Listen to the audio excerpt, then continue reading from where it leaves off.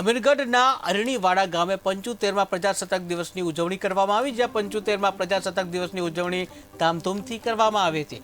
ઉજવણી નિમિત્તે મોટી સંખ્યામાં ગ્રામજનો ઉપસ્થિત રહ્યા। બાળકો દ્વારા પ્રભાત ફેરી, ત્યારબાદ ધ્વજવંદન કાર્યક્રમ કરવામાં આવ્યો। બાળકો દ્વારા બાળગીત, નાટક અને સાંસ્કૃતિક કાર્યક્રમો કરાયા।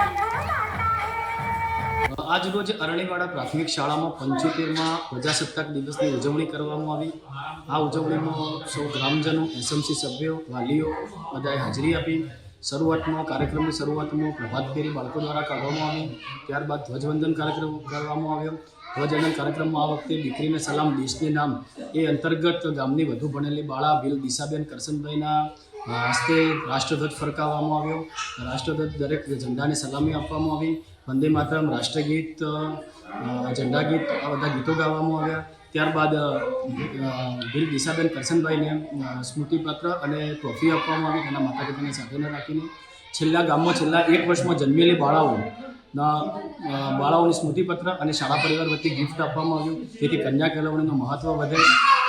કાર્યક્રમો, નાટક, બાળગીત, સાંસ્કૃતિક કાર્યક્રમો કરવામાં આવ્યા। આ કાર્યક્રમની ખૂબ જ